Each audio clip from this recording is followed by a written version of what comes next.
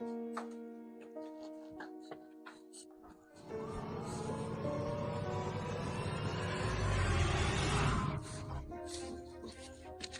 ਤੂੰ ਇੱਥੇ? ਓਏ ਆਹੋ, ਮੈਂ ਬਹੁਤ ਜ਼ਰੂਰੀ ਕੰਮ ਆਇਆ। ਭਾਜੀ ਬੈਠੋ। ਉਹ ਨਹੀਂ, ਬਹਿ ਕੇ ਗੱਲ ਕਰਨ ਵਾਲੀ ਨਹੀਂ ਹੈ, ਮੈਨੂੰ ਬੜੀ ਛੇਤੀ ਹੈ। ਉਹ ਭਾਜੀ ਬੈਠੋ ਤੇ ਸਹੀ। ਉਹ ਕੁੜੀਏ ਪਾਣੀ ਲੈ ਕੇ ਆ। ਹਾਂ ਭਾ ਦੱਸ, ਖੈਰੀਅਤ ਤੇ ਹੈ ਨਾ? ਉਹ ਖੈਰ ਹੀ ਹੈ। ਉਹ ਮੇਰੇ ਮੁੰਡੇ ਦਾ ਲੱਗ ਗਿਆ ਵੀਜ਼ਾ ਤੇ ਉਹ ਚੱਲਾ ਹੈ ਬਾਹਰ। ਉਹ ਨਾਲੇ ਮੈਂ ਮੁੰਡੇ ਦੇ ਦਿਨ ਲੈਣ ਆਇਆ ਤੇ ਕੋਈ ਹੋਰ ਵੀ ਗੱਲਾਂ ਸੀ, ਮੈਂ ਸੋਚਿਆ ਉਹ ਵੀ ਕਰ ਲਈਏ ਤੇਰੇ ਨਾਲ। ਭਾ ਹੋਰ ਗੱਲਾਂ? ਓਏ ਆਹੋ, ਹੋਰ ਗੱਲਾਂ।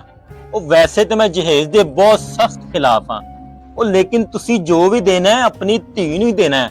ਓਏ ਆਖਰ ਉਹਨੇ ਹੀ ਤੇ ਐਸ਼ ਕਰਨੀ ਹੈ। ਓਏ ਮੈਂ ਇੱਕ ਛੋਟੀ ਜਿਹੀ ਲਿਸਟ ਬਣਾ ਕੇ ਲਿਆਇਆ ਸਾਂ, ਇਹਨੂੰ ਪੜ੍ਹ ਕੇ ਤੇ ਇਹ ਚੀਜ਼ਾਂ ਵੇਖ ਲੈਣਾ।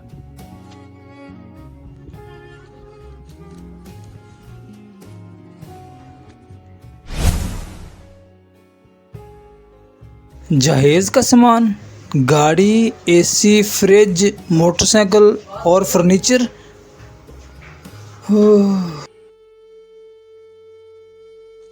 ਉਹ ਭਾ, ਉਹ ਤੈਨੂੰ ਤੇ ਪਤਾ ਯਾਰ ਮੈਂ ਮਜ਼ਦੂਰ ਜਿਹਾ ਬੰਦਾ ਵਾਂ ਤੇ ਇੰਨਾ ਸਮਾਨ ਮੈਂ ਕਿੱਥੋਂ ਦੇਵਾਂਗਾ ਯਾਰ।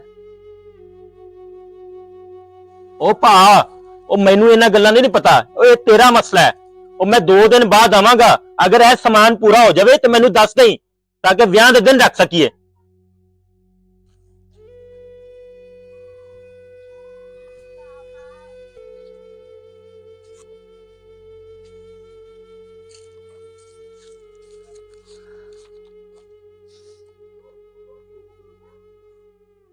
अब्बा जी ऐ की तुसी आपी दा ब्याह इन्ना लालची लोगा कर करोगे? ਉਹ ਪੁੱਤਰ, ਧੀਆਂ ਤਾਂ ਹੁੰਦੀਆਂ ਹੀ ਪਰਾਇਆ ਧਨ ਨੇ, ਇੱਕ ਨਾ ਇੱਕ ਦਿਨ ਤੇ ਉਹਨਾਂ ਵਿਆਹ ਕਰਨਾ ਹੀ ਹੈ ਨਾ। पर अब्बा जी ऐ तो शादी तो पहले इन्ना लालच विखा रहे ने, शादी तो बाद की करनगे? नाले हुण आपां इन्ने पैसे किधरों ले आवांगे? ਉਹ ਪੁੱਤਰ, ਇਹ ਲੋਕ ਤੇ ਲਿਸਟਾਂ ਦੇ ਕੇ ਚੱਲ ਜਾਂਦੇ ਨੇ, ਪਰ ਇਹਨਾਂ ਨੂੰ ਕੀ ਪਤਾ ਕਿ ਗਰੀਬ ਮਾਪਿਓ ਆਪਣੀਆਂ ਧੀਆਂ ਦਾ ਜਹੇਜ਼ ਕਿਵੇਂ ਇਕੱਠਾ ਕਰਦਾ ਹੈ। अब्बा जी तुसी ठीक कह रहे हो, पता नहीं है जहेज जैसी लानत तो साडी किदू जान छुटेगी। ਅੱਛਾ ਪੁੱਤਰ, ਕੱਲ ਮੈਂ ਤੇਰੇ ਚਾਚੂ ਵੱਲ ਜਾਵਾਂਗਾ, ਹੋ ਸਕਦਾ ਸਾਡੀ ਮਦਦ ਕਰ ਦੇਵੇ। ठीक है अब्बा जी।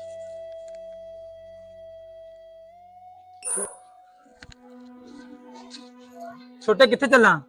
ਉਹ ਮੈਂ ਕੰਮ ਚੱਲਿਆ, ਕਿਉਂ ਖੈਰ ਹੈ? ਮੈਂ ਤੇਰੇ ਕੋਲ ਇੱਕ ਕੰਮ ਆਇਆ ਸੀਗਾ। ਹੁਕਮ ਕਰੋ। ਅੰਦਰ ਬੈਠ ਕੇ ਗੱਲ ਕਰ ਲਈਏ। ਉਹ ਭਾ, ਅੰਦਰ ਮੇਰੇ ਯਾਰ ਬੇਲੀ ਬੈਠੇ ਨੇ, ਜਿਹੜੀ ਗੱਲ ਕਰਨੀ ਇੱਥੇ ਹੀ ਕਰ ਲੈ।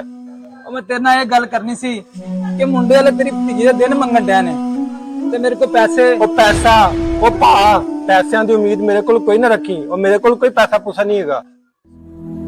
ਉਹ ਮੇਰੇ ਯਾਰ ਅੱਜ ਕੱਲ ਕਾਰੋਬਾਰ ਦੇ ਹਾਲਾਤ ਠੀਕ ਨਹੀਂ ਹੈਗੇ। ਉਹ ਮੇਰੇ ਕੋਲ ਜਿਸ ਤਰ੍ਹਾਂ ਪੈਸੇ ਆਣਗੇ ਮੈਂ ਤੈਨੂੰ ਵਾਪਸ ਕਰ ਦਿਆਂਗਾ। ਉਹ ਨਾਲੇ ਯਾਰ ਉਹ ਤੇਰੀ ਵੀ ਤੇ ਧੀ ਹੈ ਨਾ। ਉਹ ਭਾਈ, ਉਹ ਤੇਰੀ ਧੀ ਏ ਤੇ ਨਾਲੇ ਤੂੰ ਹੀ ਜੰਮੀ ਹੈ ਨਾ, ਤੇ ਤੂੰ ਹੀ ਵਿਆਹ। ਅੱਜ ਤੋਂ ਬਾਅਦ ਮੇਰੇ ਦਰਵਾਜ਼ੇ ਤੇ ਪੈਸੇ ਪੂਸੇ ਨਾ ਲੈਣਾ ਹੀ। ਆ ਜਾਂਦੇ ਨੇ ਮੂੰਹ ਚੁੱਕ ਕੇ। ਮੈਨੂੰ ਹੋਰ ਵੀ ਬੜੇ ਕੰਮ ਨੇ, ਚੱਲ ਨਿਕਲ ਇੱਥੋਂ।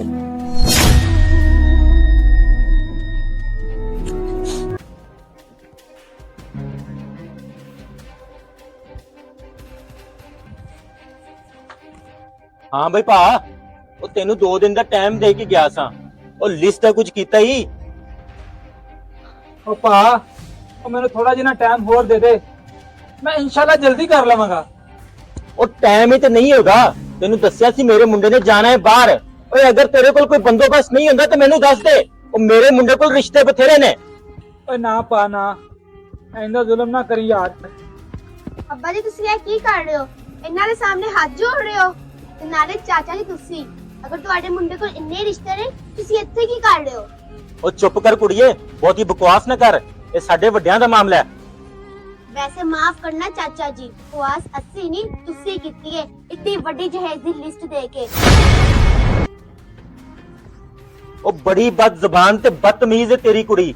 ਉਹ ਜੇ ਇਹਨੇ ਮੇਰੇ ਕੋਲ ਹੁਣੇ ਮਾਫੀ ਨਾ ਮੰਗੀ ਤੇ ਇਹ ਰਿਸ਼ਤਾ ਟੁੱਟਿਆ ਹੀ ਲੈ।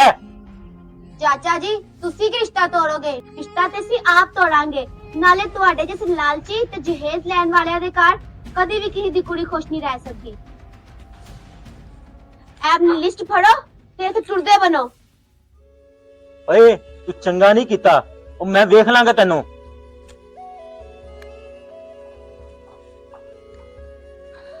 ਫਾਤਮਾ ਪੁੱਤਰ, ਇਹ ਤੂੰ ਕੀ ਕੀਤਾ? ਅੱਬਾ ਜੀ ਤੁਸੀਂ ਪਰੇਸ਼ਾਨ ਨਾ ਹੋ, ਅਸੀਂ ਬਿਲਕੁਲ ਠੀਕ ਕੀਤਾ ਹੈ। ਇਵੇਂ ਦੇ ਲਾਲਚੀ ਲੋਕਾਂ ਨਾਲ ਇਹੋ ਹੀ करना चाहिए। और हाँ, आप भी, जहेज एक लानत है। आप भी जहेज मांगने वालों के साथ ऐसा ही करें ताकि हम इस लानत से छुटकारा पा सके। हमारा मैसेज अच्छा लगे तो शेयर लाजमी कीजिएगा।